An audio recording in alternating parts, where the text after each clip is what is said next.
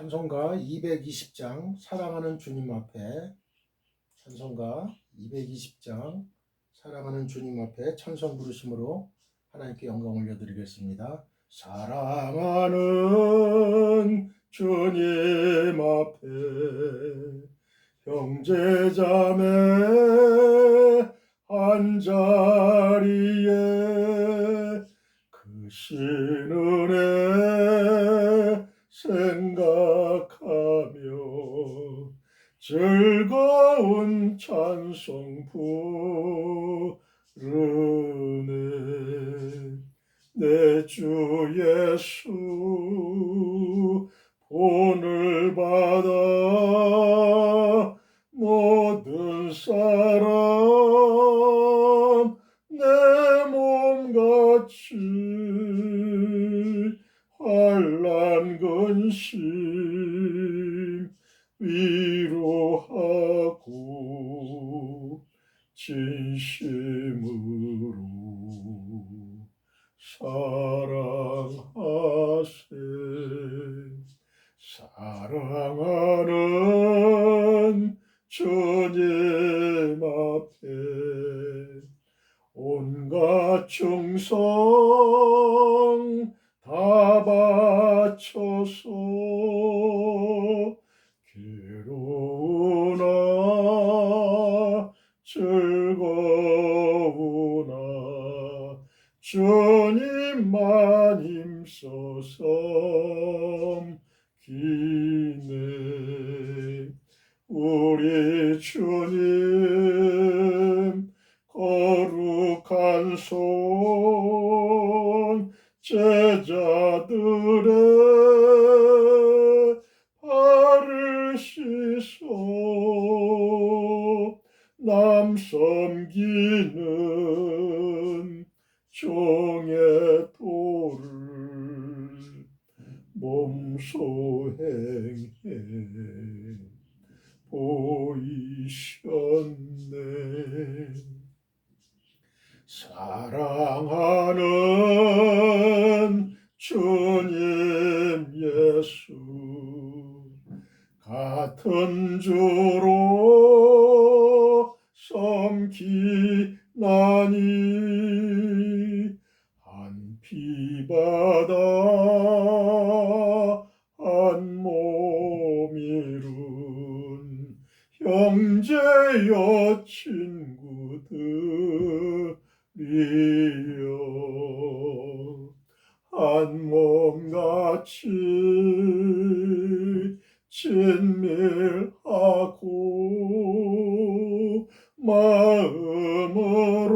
마음으로 하나 되어 우리 주님 크신 뜻을 지성으로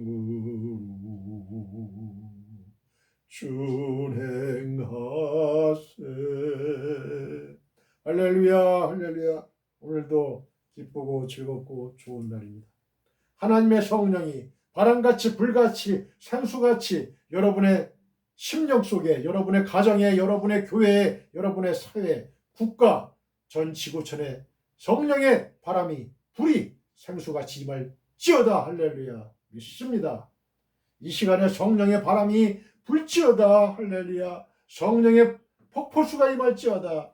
하늘문을 여시옵소서. 하늘 신령한 목당의 물살에버 건강의 보로 차고 넘치게 도와주시옵소서. 올해 갑진년 한 해는 아버지 하나님 우리 믿는 성도들의 심령 속에 아버지 강하게 역사해 주시고 우리 가정 속에 역사해 주시고 우리 교회 속에 우리 사회 속에 우리 국가 속에 전 지구촌에 강하게 임재하여 주시옵소서. 그리하여 새로운 사람이 되게 도와주시옵소서. 새로운 아버지 하나님 사람이 되게 도와주시고 새로운 심령의 사람 되게 도와주시옵소서. 성령의 사람 되게 도와주시옵소서. 할렐루야. 말씀의 사람 되게 도와주시옵소서. 아버지 하나님 저희의 모든 문제가 해결될 줄 믿습니다. 아버지 하나님 역사하여 주시옵소서. 아버지 하나님 주여 천국의 소망을 갖고 구주에게 나아갈 수 있게 도와주시고 어떤 어려운 문제 있든지 경제적인 문제입니까? 어떤 문제입니까? 아버지 하나님 직장 승진의 문제입니까? 건강의 문제입니까? 어떤 문제든지 인간관계 문제, 어떤 문제, 성급하게 진학의 문제, 또 승진의 문제, 취업의 문제, 뭐 어떤 문제든지 아버지 이 시간에 강하게 아버지 하나님 성령께서 역사해 주시고 우리의 심령을 붙잡아 주시고 우리의 모든 가정과 아버지 교회를 붙잡아 주시옵소서. 대한민국을 붙잡아 주시옵소서. 전 지구촌을 붙잡아 주시옵소서. 성부 하나님, 성자 하나님, 성령 하나님께서 이 시간에 강하게 역사해 주시옵소서. 주여 믿습니다. 아버지 하나님 역사해 주시옵소서. 이 시간에 말씀 선포가 있을 것인데 하늘의 아버지는 말씀을 주시옵소서. 영생의 말씀을 주시옵소서. 아버지 회복의 말씀을 주시옵소서. 능력의 말씀을 주시옵소서. 아버지 하나님 우리 마음속에 있는 모든 것들이 주여 모든 제약들이 이 시간 사라지게 도와주시고 하나님의 말씀으로 이 시간에 성령의 충만으로 임하여 주시옵소서.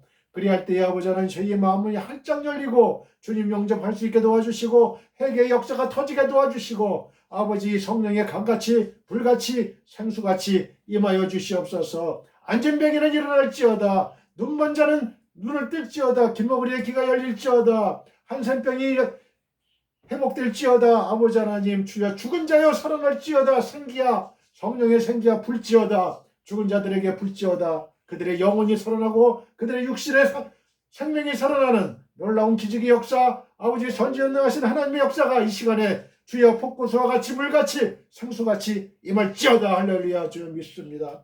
아버지 하나님 주여 이러한 축복의 강물이 오늘 이 시간에 주여 이 시간에 벌어집니다. 일어납니다. 기대감을 가지고 믿음을 가지고 이 시간에 하나님 말씀을 주여 대언하는 이태호 목사의 이 입술에서 나오는 말씀을 아버지 하나님 주여 저에게 주셔서 저들의 심령 속에 아버지는 바뀔 수 있게 도와주시고 우리의 문을 활짝 열 수 있게 도와주시옵소서. 아버지 하나님 이 시간에 주여 하나님의 말씀, 생명의 말씀, 진리의 말씀, 구원의 말씀, 천국의 말씀이 이 시간에 하늘에서 아버지 떨어지는 줄 믿습니다. 할렐루야.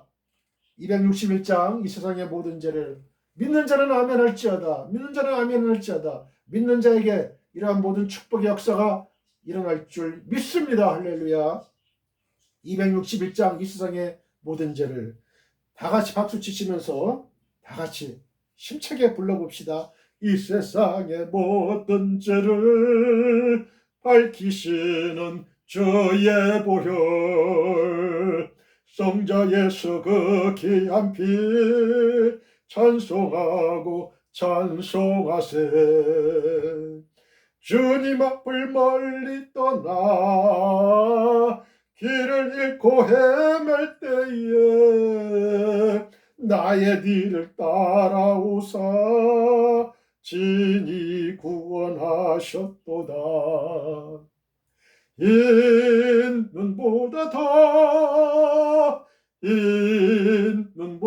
더 주의 흘리신 보혈로 이게 씻어 주옵소서. 할렐루야. 아버지 가시관을 쓰셨으니 피로 얼굴 물드셨고 십자가의 모진 고통 나를 위해 당하셨네. 할렐루야.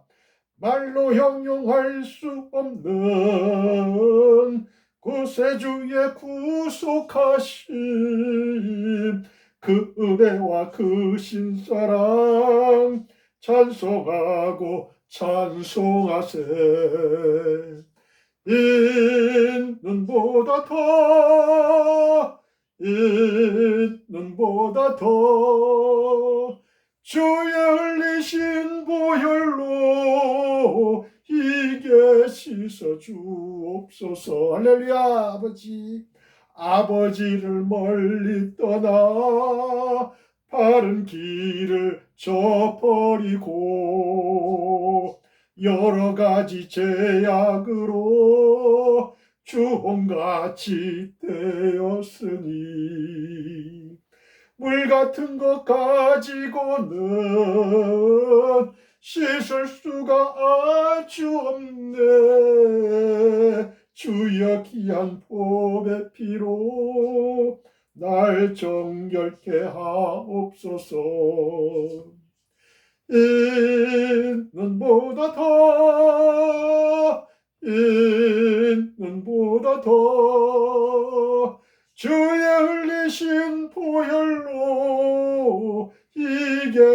있어 주옵소서.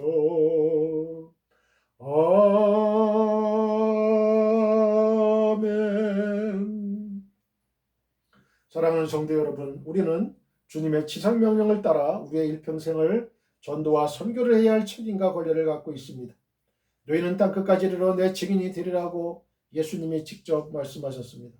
우리는 우리의 가까운 가족, 친족, 친구, 지인, 회사 동료 등에게 이태호 목사의 유튜브 및 페이스북 등에서 설교 방송을 시청하라고 권하시면 됩니다. 검색창에 이태호 목사 설교라고 치면 저의 설교 영상을 시청하실 수가 있습니다. 다른 이야기는 하지 마시고 하나님의 감동적이고 은혜로운 말씀이 있으니 한번 시청하라고만 하시면 됩니다. 바로 그것이 전도요 선교입니다. Dear fellow believers, we have the responsibility and right to evangelize and to missions throughout our lives according to the Lord's great command. You will be my witnesses to the ends of the earth, said Jesus himself. We can recommend our close family, relatives, friends, acquaintances, and company colleagues to watch Pastor Litteo's sermon broadcast on YouTube and Facebook. If you type Pastor Litteo's sermon in the search box, you can watch my sermon video. Don't talk about anything else. They are God-moving and gracious words, so you just have to watch it. That is evangelism missions. 오늘의 설교 제목은 침례 요한의 증거입니다. 자, 저를 따라 해보세요. 침례 요한의 증거, 침례 요한의 증거.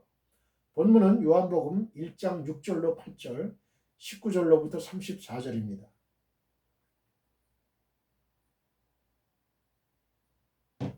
침례 요한의 증거.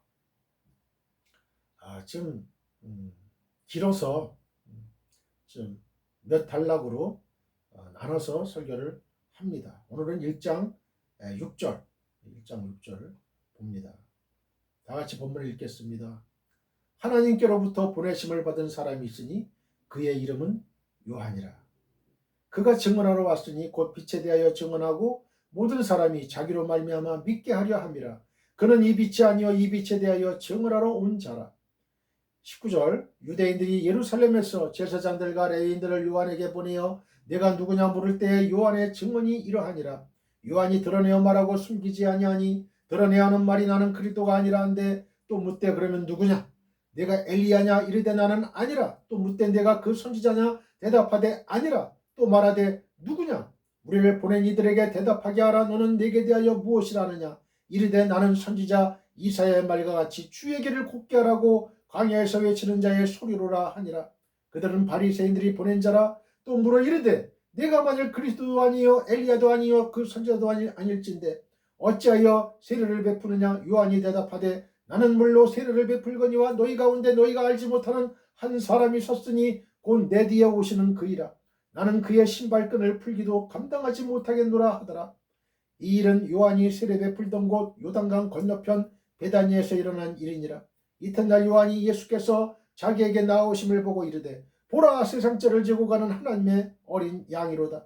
내가 전에 말하기를 내 전에 오는 사람이 있는데 나보다 앞선 것은 그가 나보다 먼저 계심이라 하는 것이 이 사람을 가리킴이라. 나도 그를 알지 못하였으나 내가 와서 물로 세례를 베푸는 것은 그를 이스라엘에 나타내려 함이라 하니라. 요한이 또 증언하여 이르되 내가 보매 성령이 비둘기같이 하늘로부터 내려와서 그의 위에 머물렀더라. 나도 그를 알지 못하였으나 나를 보내어 물로 세례를 베풀라 하신 그이가 나에게 말씀하시되 성령이 내려서 누구 위에든지 머무는 것을 보거든 그가 곧 성령으로 세례를 베푸는 이인 줄 알라 하셨기에 내가 보고 그가 하나님의 아들이심을 증언하였노라 하니라. 아멘. 6절을 볼까요? 하나님께로서 보내심을 받은 사람이 났으니 이름은 요한이라. 6절을 헬라어로 읽겠습니다. 에게네토 안트로포스 아페스달메노스 파라테우 오노마 아우토 이오안네스. 1장 6절입니다. 하나님께로서 보내심을 받은 사람이 안트로포스 아페스달메노스 파라테우. 앞선 5절에서 사도 요한은 예수님은 어두운 세상을 비추는 빛이심을 증거한 바 있습니다. 그리고 이어지는 6절로부터 13절에서는 침례 요한이 등장하여 예수님의 빛 되심을 증거한다는 내용과 더불어 빛에 대한 세상 사람들의 반응을 기록하고 있습니다. 한편 본문은 빛의 증거자인 침례 요한이 역사 가운데 출현하게 된 동기를 나타내는 말인데 두 개의 단어에 유의해야 합니다. 첫째는 보내심을 받은으로 번역된 아페스탈 메노스입니다. 이것은 보내다, 내보내다 등을 뜻하는 아포스텔로의 분사형인데요. 우선은 아포스텔로의 용례를 아는 것이 중요합니다. 신약에서 보내는 행위와 관련하여 주로 사용되는 단어는 아포스텔로와 뺀뽀입니다.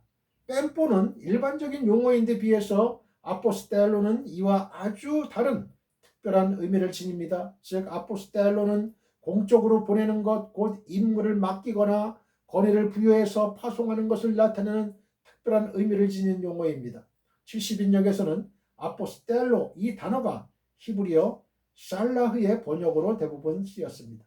살라흐는 사람이 다른 사람을 사신으로 보내는 것을 가리키는데 쓰이기도 하였지만 중요한 용례들은 하나님께서 어떤 사람들을 택하여 자기의 사자, 대리자로서 공적인 임무를 주어 보내시는 것을 묘사하는 경우들입니다.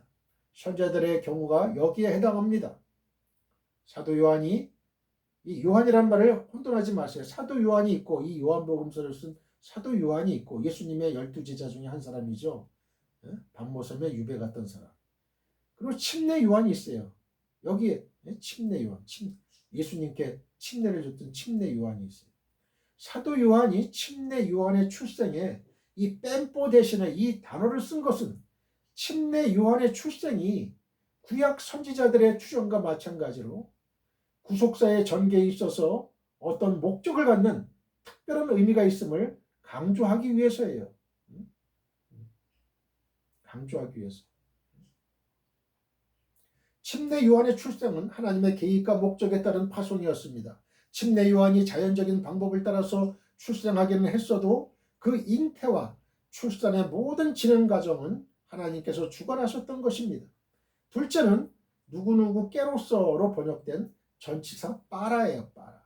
이것이 본문에서처럼 소유격을 지배하게 되면 그에게서 무엇이 나옴을 말해줘요. 여기서 빠라는 하나님을 소유격으로 취하고 있으므로 본문은 침례 요한의 출생의 의미를 명확하게 밝혀주고 있습니다. 노년에 그것도 무장한 사람들이 아이를 가진 신뢰들이 성경에 덜어 나타나는데 대부분 거기에는 하나님의 특별한 계획과 목적이 들어있는 경우가 많음을 우리는 이삭이라든지 삼손, 사무엘 그리고 침례 요한 등을 통해서 확인하게 됩니다. 생명의 주인은 하나님이시기 때문에 우리의 생명 또한 하나님에게서 온 것이 분명하지만 침례 요한에게 적용된 이 빠라테우는 일반적인 출생과 구별되는 매우 특별한 출생을 의미합니다. 그리고 여기서 빠라란 전치사가 사용된 것은 1절에서 로고스 되시는 예수님의 존재를 말하면서 하나님과 함께 계셨으니 해서 함께로 번역된 이 뿌로스란 전치사와 대조가 됩니다.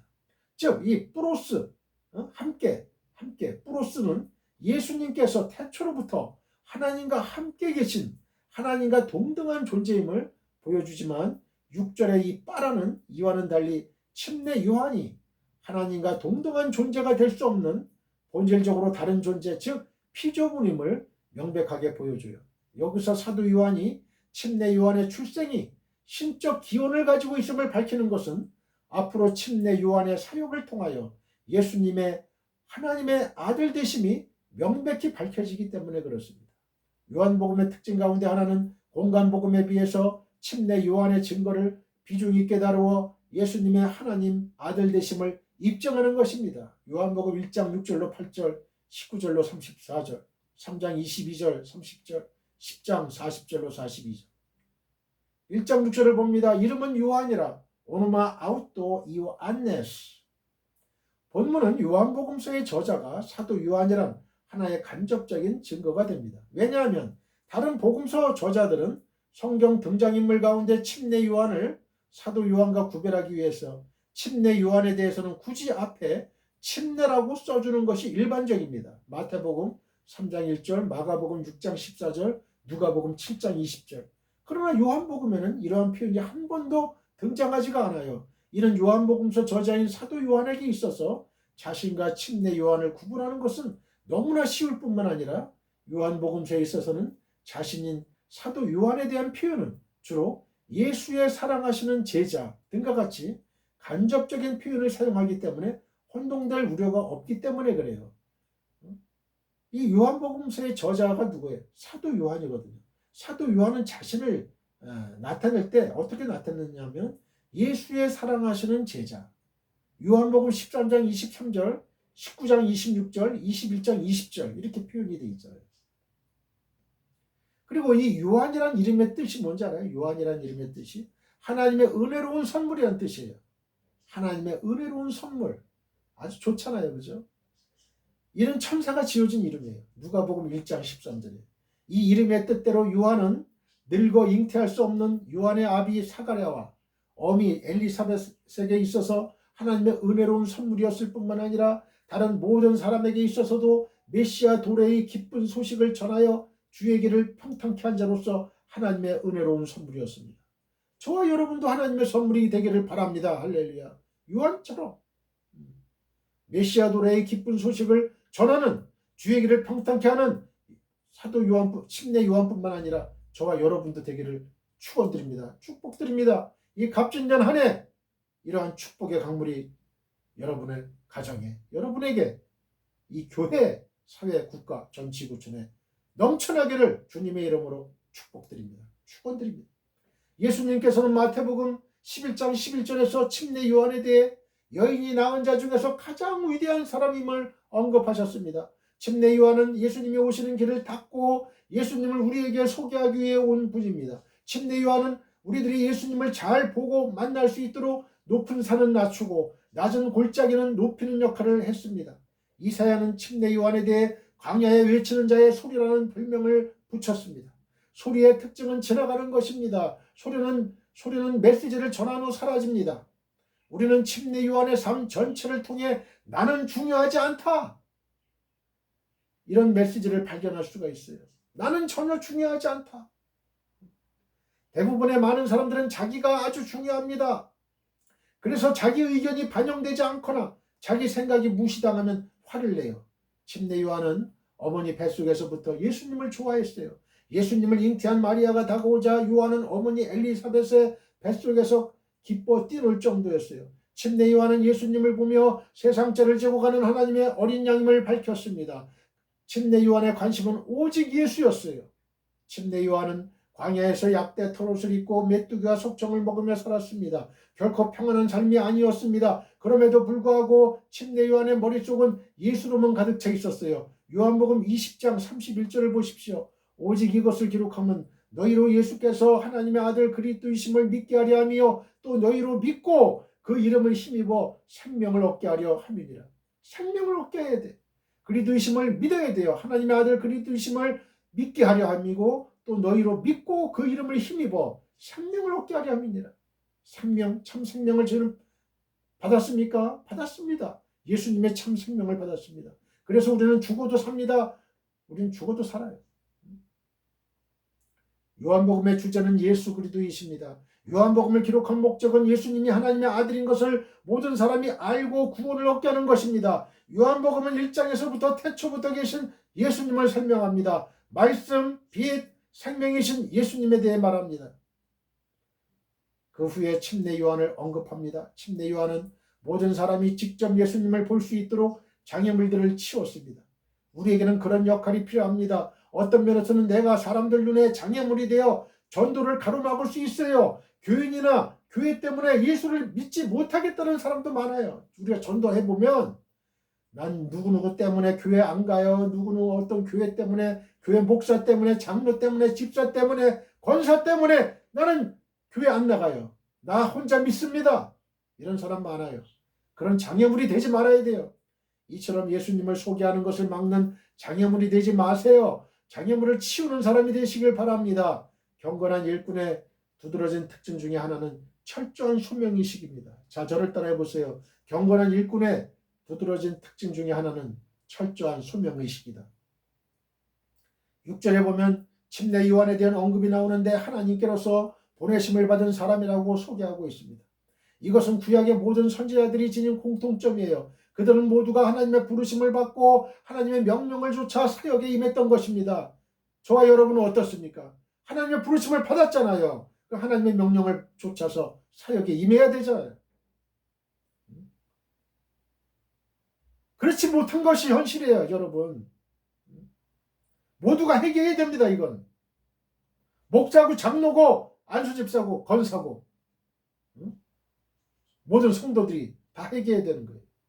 성경에 나타나는 보내다라는 뜻의 헬라어에는 보낸다는 사실 자체를 강조하는 것과 임무의 위임을 강조하는 것 두 가지가 있는데요. 여기에서는 임무의 위임을 강조하는 것에 속해요. 즉 침례 요한은 특별한 임무를 부여받고 일한 사람이었습니다.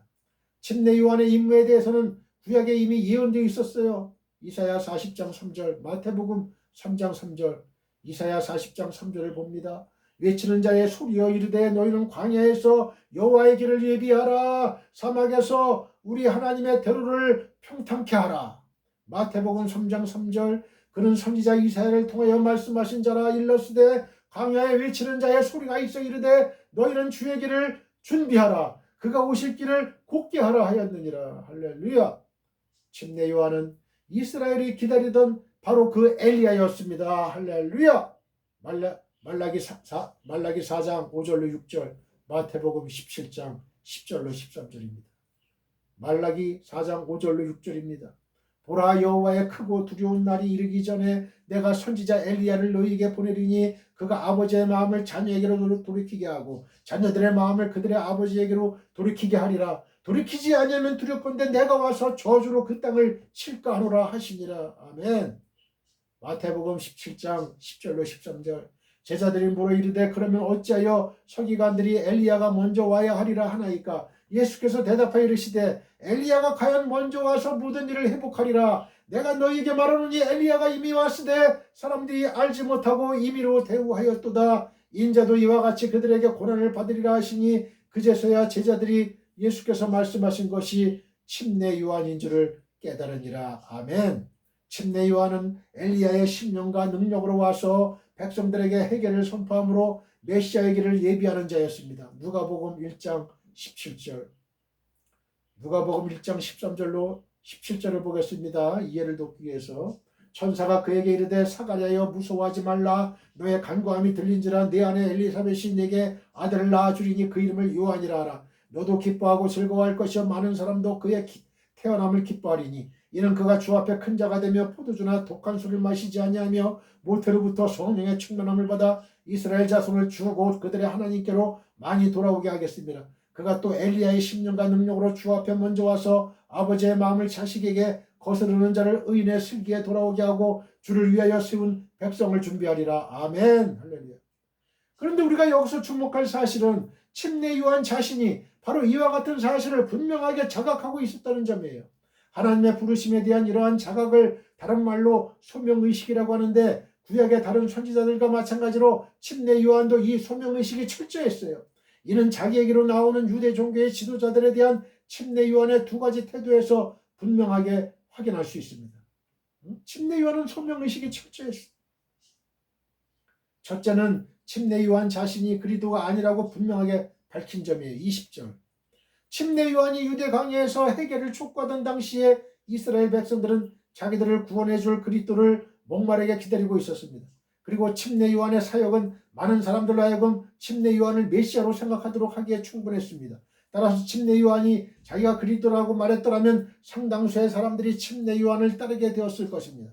예수와 달리 침례 요한은 제사장의 아들이어서 유대 종교 지도자들로부터 배척을 받게 되지도 않았을 것입니다. 침례 요한도 이러한 당시의 정황을 읽고 있었을 것입니다. 그러나 침례 요한은 결코 사람들을 속이지도 자기 분량을 넘어서지도 않았어요. 침례 요한은 분명하게 자신은 그리스도가 아니며 단지 광야에서 외치는 자의 소리라고 자신의 정체를 분명하게 밝혔습니다. 이것은 침례 요한이 자신의 소명에 대해 확고한 의식을 가지고 있었기 때문이었습니다. 소명의식이 철저한 이들은 분량 밖의 자랑을 피하고 자기 본분에 충실합니다. 둘째는 유대 종교 지도자들의 위선을 날카롭게 지적하고 책망한 점이에요.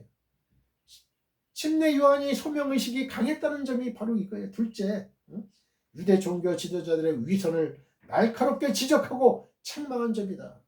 유대 종교 지도자들은 침례 요한의 행동 여하에 따라서 침례 요한에게 도움을 줄 수도 있고 해를 입힐 수도 있는 존재들이었습니다. 하지만 침례 요한은 주저하지 않고 유대 종교 지도자들의 위선을 책망했고 마태복음 3장 7절로 10절, 심지어는 헤롯의 불의에 대해서도 거침없이 책망했습니다. 헤롯 안티파스, 헤롯은 결국 침례 요한은 이 일로 헤롯에 의해 처형당하고 말았습니다. 마태복음 14장 3절로 11절. 소명의식이 철저한 사람들은 이와 같이 모든 불의에 대해 과감히 지적하고 경고합니다. 소명의식이 철저한 사람들은 이로 인해 자신에게 돌아올 반사 이익이나 손실을 전혀 염두에 두지 않습니다. 어떤 이들은 하나님보다 사람들의 반응을 더 의식하고 사람들을 기쁘게 하고자 힘씁니다만, 소명의식이 철저한 사람들은 언제든지 하나님 편에 서고 하나님의 뜻을 최우선 순위에 둡니다. 설령 이로 인하여 견디기 어려운 고난과 죽음에 이르는 사태가 발생할지라도 굽히지 않고 자신의 소임을 다하는 것입니다. 오늘 우리의 교회 안에 이러한 소명의식이 철저한 지도자와 성도가 요구됩니다. 그래야 세상을 바꾸고 변화를 추구하는 것이 가능해요. 예수님의 말씀대로 행동하시는 것이 가능하다는 얘기예요. 용기 있게 행동하는 영적 지도자, 세상이나 불의와 타협하지 않는 성도를 만드는 것이 바로 소명의식이므로, 소명의식을 가진 사람들이 많아져야 교회와 사회의 개혁을 기대할 수 있습니다. 정의사회를 기대할 수 있어요. 자유, 평등, 정의의 사회를 기대할 수 있는 거예요. 이런 소명의식이 많이 가진 사람들이 많아야 돼. 그러므로 성도 여러분은 모두 이러한 소명의식을 분명하게 가지시길 바라요. 하나님은 분명한 목적을 가지고 우리를 부르셨습니다. 여러분은 그러한 부르심의 목적을 분명히 알아서 하나님의 뜻을 이루어드리고 인정받는 사람들이 되시길 바랍니다. 저와 여러분도 요한과 똑같이 하나님의 보내심을 받은 사람이에요. 하나님의 부르심의 목적을 분명히 알고 하나님의 뜻을 이루어드리고 인정받는, 하나님 앞에 인정받는 저와 여러분들 되시길 바라요. 백보자 심판 앞에서 하나님께 부끄러운 몸으로, 부끄러운 얼굴로 어떻게 우리 주님을 대할 수 있겠어요? 아무 할 일도 없었어. 하지도 않았어요. 이 세상에 살 때 너는 무엇을 하고 왔느냐? 넌 무엇을 했느냐? 나를 위해서 무엇을 했느냐? 전도를 했느냐? 봉사를 했느냐? 희생을 했는 게 무엇이냐? 너의 천국의 상급이 왜 원인된 행위가 뭐냐 이거예요. 그걸 묻는단 말이죠. 예레미야 20장 9절을 봅니다. 내가 다시는 여호와를 선포하지 아니하며 그의 이름으로 말하지 아니하리라 하면 나의 마음이 불붙는 것 같아서 골수에 사무치니 답답하여 견딜 수 없나이다. 사도행전 21장 13절로 14절. 바울이 대답하되 여러분이 어찌하여 울어 내 마음을 상하게 하느냐? 나는 주 예수의 이름을 위하여 결박당할 뿐 아니라 예루살렘에서 죽을 것도 각오하였느니라 하니 그가 권함을 받지 아니하므로 우리가 주의 뜻대로 이루어지이다고 그쳤노라. 고린도전서 9장 16절로 17절. 내가 복음을 전할지라도 자랑할 것이 없으면 내가 부득불할 일임이라. 만일 복음을 전하지 아니하면 내게 화가 있을 것이미로다. 내가 내 자유로 이것을 행하면 상을 얻으려니와 내가 자유로 아니한다 할지라도 나는 사명을 받았노라. 할렐루야. 복음을 전하지 않으면 나에게 화가 있을 것이라고 저도 생각이 돼요. 전도해야 돼요. 요한은 하나님께로부터 특별한 임무를 받고 보냄받은 하나님의 사람이었습니다. 여러분은 어떻습니까? 우리 또한 하나님께로부터 보냄받은 존귀한 사람임을, 사명의 사람임을 기억하십시오. 하나님은 각 사람에게 선한 뜻을 두시고 삶을 인도하십니다. 삶의 현장에서 자부심과 사명을 갖고 생활하시길 바라요. 여러분이 하는 모든 일들이 하나님의 일이 되기를 축원합니다. 할렐루야. 하나님께로부터 보냄을 받았다는 이 말을 더 깊이 묵상해 보면 내 능력이나 탁월성이 아니라는 거예요. 나는 중요하지 않다는 거예요. 나는 아무것도 아니라는 거예요. 예수님께서 침례 요한을 여인이 낳은 자 중에서 가장 위대한 자라고 말씀하신 까닭은 탁월한 능력 때문이 아니에요. 하나님으로부터 메시지를 받은 사람이기 때문에 그렇습니다. 비록 가난하고 무식하고 건강이 좋지 않고 나이가 많을지라도 하나님으로부터 사명과 메시지를 받은 사람은 참으로 위대한 사람입니다. 하나님의 사명을 수행하는 사람이기 때문에 그래요. 침례 요한은 시기와 질투와 모함을 받아서 일찍 죽었지만 행복한 사람이라고 생각이 돼요. 부유하게 오래 살아도 인생의 목적과 의미가 없이 사는 사람은 허무하고 불행하기 때문에 그렇습니다. 시작은 있지만 목적이 없는 삶이 방황이에요. 지성적으로 방황하는 사람들, 권력을 지닌 채 방황하는 사람들, 모든 것을 소유했으면서도 방황하는 사람들이 많아요. 삶의 목적이 희미한 소유는 방황을 낳기 때문에 그렇죠. 삶의 목적이 없는 사람들은 이 땅에서 모든 것을 소유하고 누릴지라도 초조한 삶, 끙끙거리며 잠 못 이루는 밤을 삽니다.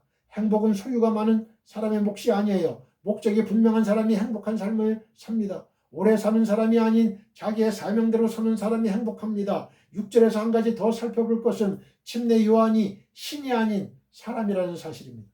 침례 요한은 특별한 대접을 많이 받았습니다. 침례 요한의 설교가 불처럼 강렬해서 사람이 아니라고 여겨질 만큼 존경을 많이 받은 사람이에요. 사람의 본질적인 유혹은 신이 되려는 것입니다. 사람들은 조금만 높은 자리에 오르면 주제 파악을 하지 못해요. 뭐든지 할 수 있을 것처럼 착각합니다. 오만한 자세로 인권을 유린하고 사람들을 무시합니다. 가난한 자, 억울한 자를 생각지 않습니다. 자기 입장만 생각하고 다른 사람을 자기의 종으로 삼으려 합니다. 이처럼 자기가 모든 사람 꼭대기에 군림하려는 것이 신이 되려는 유혹이에요.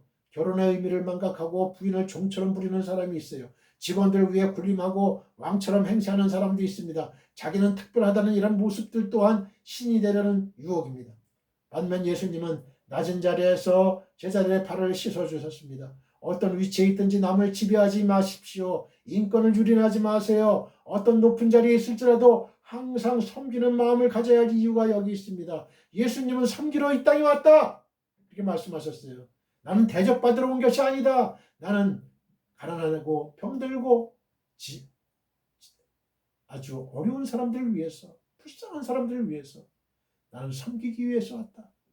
예수님의 이러한 섬김의 자세를 저와 여러분들 다 가지시는, 그래서 하나님의 축복을 받는, 하나님의 인정을 받는 저와 여러분들이 되시기를 축복드립니다. 축원드립니다. 할렐루야. 우리 모두 하나님 아버지께 기도드립시다. 하늘에 계신 나의 아버지시여, 주의 성령님께서 오늘 이 방송을 시청하는, 설교를 들은 지구촌의 모든 성도님들에게 믿음의 복을 주옵소서. 이 시간 우리의 삶을 정리하게 하여 주시고 목적과 사명을 분명히 알게 하여 주옵소서. 침례 요한처럼 우리도 하나님의 부르심에 대한 자각, 즉 소명의식이 철저하게 하옵소서. 소명의식이 철저한 사람들로서 모든 불의에 대해 가감히 지적하고 경고하게 하옵소서. 그리하여 교회와 사회의 개혁을 이룰 수 있게 하옵소서. 예수님의 거룩하신 이름으로 기도드립니다. 아멘. 지금은 우리 주 예수 그리스도의 은혜와 하나님 아버지의 극전하신 사랑과 성령님의 강화 감동 교통 역사하심이 지금 이 방송 예배에 참여하고 있는 모든 지구촌에 있는 성도님들과 그 가정과 직장과 사업장과 우리의 민족과 나라와 한국교회와 세계교회와 우리 사랑 선교회 영원히 함께하기를 축원하옵나이다. 아멘.